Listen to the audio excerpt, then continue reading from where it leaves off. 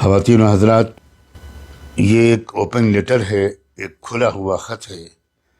بھارت کے وزیر اعظم جناب نریندر مودی صاحب کے نام۔ میں اس امید پر اس کو سوشل میڈیا کے ذریعے بھیج رہا ہوں کہ ہمارے ملک کی ایجنسیز میں سے کوئی ایجنسی اس خط کو محترم پرائم منسٹر تک پہنچانے کا کام کریں گی۔ میں ان کا احسان مند اور شکر گزار رہوں گا۔ محترم جناب نریندر مودی صاحب وزیر اعظم ہند، میرا تعارف صرف یہ ہے کہ میں دنیا کے عظیم اور قدیم ترین ملک بھارت کا ایک ناگرک ہوں، اور اس بات کی دلی تمنا رکھتا ہوں کہ ہمارا یہ ملک ہر لحاظ سے ترقی کرے اور پوری انسانی برادری کے لیے ہر پہلو سے ایک روشن مثال بن جائے۔ یہ پہلا موقع ہے کہ کھلے خط کے ذریعے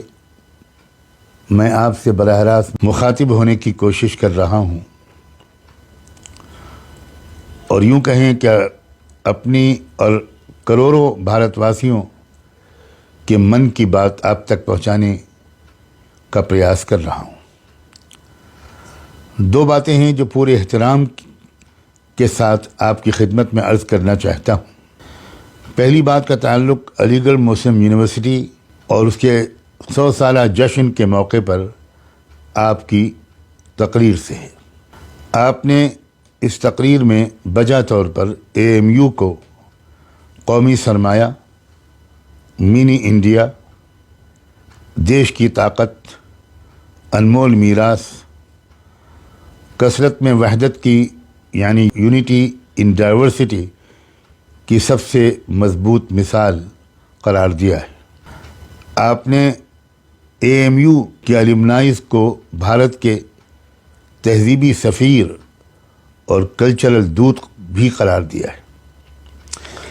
اس سب کے علاوہ بھی آپ نے بہت کچھ سچی باتیں اپنی اس تاریخی تقریر میں کی ہیں، جس پر میں آپ کو مبارکباد بھی دیتا ہوں اور تہ دل سے آپ کا شکریہ بھی ادا کرتا ہوں۔ لیکن ایک بات میری سمجھ میں نہیں آئی، وہ یہ ہے کہ آپ کی ہی پارٹی کے اور آپ کے سنگٹھن سے جڑے ہوئے بہت اہم لوگ AMU کے بارے میں بالکل ہی الٹی رائے ظاہر کرتے رہے ہیں۔ جس عظیم ادارے کو آپ نے منی انڈیا کہا اور سچ کہا، اسے آپ سے قریبی تعلق رکھنے والے اور آپ کی حکومت اور پارٹی کے ترجمان سمجھے جانے والے کئی لوگ منی پاکستان کہتے رہتے ہیں۔ بھارت کے ایک ناگرک کی حیثیت سے مجھے اس وقت بہت دکھ اور شرمندگی ہوتی ہے جب لوگ کہتے ہیں کہ بھارت کے پردھان منتری کی کتھنی اور کرنی کبھی ایک نہیں ہوتی۔ یہ لوگ آپ کی اس تازہ تقریر کو بھی اپنے دعوے کی دلیل کے طور پر پیش کرتے ہیں۔ میں آپ کے اور وطن عزیز کے خیر خواہ کی حیثیت سے آپ سے گزارش کرتا ہوں کہ آپ ان لوگوں سے خاص کر ان سے جو علی گڑھ مسلم یونیورسٹی کے بارے میں بالکل مختلف قسم کے خیالات ظاہر کرتے رہتے ہیں اور اسے بدنام کرنے اور اس کے طلباء اور طالبات، اس کے چھاتروں اور چھاتراؤں کو ذلیل و رسوا کرنے اور ٹارچر کرنے کا کوئی موقع ہاتھ سے جانے نہیں دیتے۔ آپ ان لوگوں سے جواب طلب کریں اور انہیں سچائی کے بالکل برعکس پروپیگنڈا کرنے سے باز رکھنے کی ہر ممکن کوشش کریں اور پورے ملک کو اس سے واقف بھی کرائیں۔ کاش کہ آپ اپنی اس تقریر میں یہ اعلان بھی کر دیتے کہ 100 سالہ جشن کی اس خوشی کے موقع پر AMU کے جو طلباء اور طالبات مختلف ان پر کیسز چلائے گئے ہیں، جب وہ CAA وغیرہ کے خلاف احتجاج کا جمہوری حق استعمال کر رہے تھے اور ان پر بروٹلی اٹیک کیا گیا تھا، آپ ان کے اوپر سے مقدمات کو اٹھا کر اور خود ان کو ملاقات کا موقع دے کر براہ راست ان کی بات سننے کا موقع دیتے تو سچ مچ علی گڑھ مسلم یونیورسٹی کا 100 سالہ جشن کے موقع پر آپ کا یہ ایک تاریخی گیسچر ہوتا جو سنہری حروف سے لکھا جاتا اور اس کو ہمیشہ یاد رکھا جاتا۔ AMU کے بارے میں ایک بات آپ سے اور کہنے کی اجازت چاہتا ہوں آپ بخوبی واقف ہیں کہ اس وقت سپریم کورٹ میں اے ایم یو کے مائنورٹی کیریکٹر کا معاملہ پینڈنگ ہے۔ پچھلی حکومت کی طرف سے، منموہن سنگھ کی سرکار کی طرف سے جو حلف نامہ داخل کیا گیا تھا، آپ کی حکومت نے اس کے واپس لے کر دوسرا حلف نامہ داخل کیا، جس میں آپ نے اے ایم یو کے اقلیتی کردار کے خلاف رائے ظاہر کی ہے۔ میں آپ کی حالیہ تقریر کے حوالے سے یہ گزارش کرتا ہوں کہ آپ اس حلف نامے کو واپس لے کر ایک نیا حلف نامہ جلد داخل کرائیں۔ ایسا کرنے پر آپ کا اعتبار و اعتماد بحال ہوگا اور ان لوگوں کی زبانیں بند ہو جائیں گی جو آپ کی تقریر پر منفی تبصرے کر رہے ہیں۔ یہ وضاحت بھی میں یہاں پر کرتا چلوں تو اچھا ہوگا کہ میں کانگریس کا حامی نہیں ہوں، اور اس سچائی کو پچھلے سال سے ببانگ دہل بیان کر رہا ہوں کہ کانگریس نے سیکولرزم کا نقاب اوڑھ کر اکثر و بیشتر بھارت کے دستور کے جو سیکولر کردار ہے اور جو اس کی سیکولر روح اور آتما ہے، اس پر ہزاروں تیر و نشتر چلائے، اور ملک کو موجودہ حالات تک پہنچانے کی بنیادی ذمہ داری بھی میں کانگریس کی ہی مانتا ہوں۔ اور خود علی گڑھ مسلم یونیورسٹی کے اقلیتی کردار پر کانگریسی حکومت نے بھی مسلسل حملے کیے تھے۔ سن 1965 میں اس وقت کے وزیر اعظم شری لال بہادر شاستری کے ایما پر اے ایم یو کے مائنورٹی کیریکٹر پر حملہ ہوا تھا، اور اس وقت لکھنؤ سے نکلنے والے ایک ویکلی اخبار، اردو اخبار ندائے ملت نے، جس کے ٹرسٹیوں میں مولانا ابوالحسن علی ندوی اور مولانا محمد منظور نعمانی جیسے انٹرنیشنل فیم کے اسکالرز تھے اور عظیم رہنما تھے، اور جس کے ایڈیٹر ڈاکٹر محمد آصف قدوائی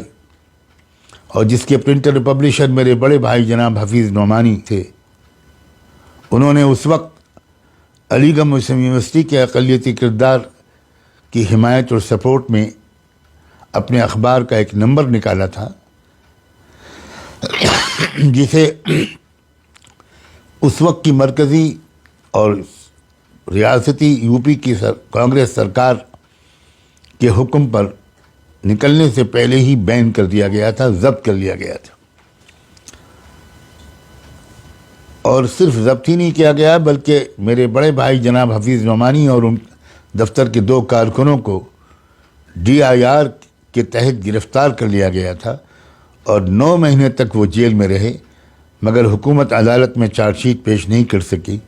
اور بالآخر اسے مقدمہ واپس لینا پڑا۔ اس نمبر میں ملک کے نامور ماہرین قانون، سپریم کورٹ کے ریٹائرڈ ججز کے مضامین تھے۔ میں نے یہ بات صرف اس لیے کہی ہے کہ کہیں آپ یہ نہ سمجھیں کہ میں کچھ کانگریس کا سپورٹر ہوں،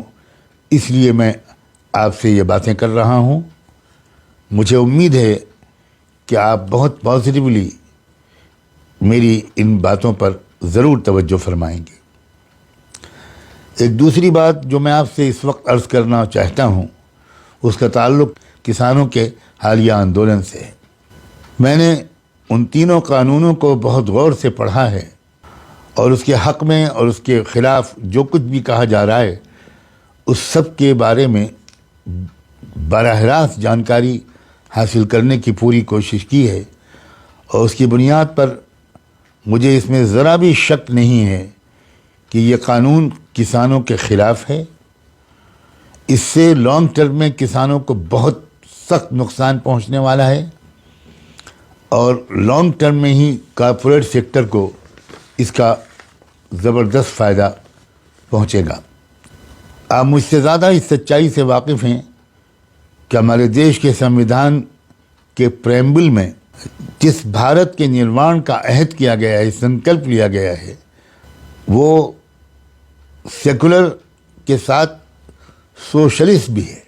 اور ڈائریکٹو پرنسپلس میں بھی اس بارے میں بہت صاف لفظوں میں رہنما ہدایات دی گئی ہیں۔ میری بڑے احترام کے ساتھ آپ سے گزارش ہے کہ آپ اس پریمبل اور ڈائریکٹو پرنسپل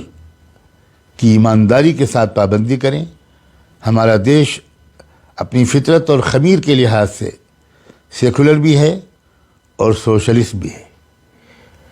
اور مجھے یقین ہے کہ اپنی فطرت کے خلاف ملک کو الٹی سمت میں چلانے کی کوئی کوشش کامیاب نہیں ہو پائے گی۔ دعا ہے کہ پوری نیک نیتی اور خیرخواہی کے ساتھ کہی گئی دیش کے ایک عام ناگرک کی یہ باتیں آپ کو متوجہ اور متاثر کر سکیں۔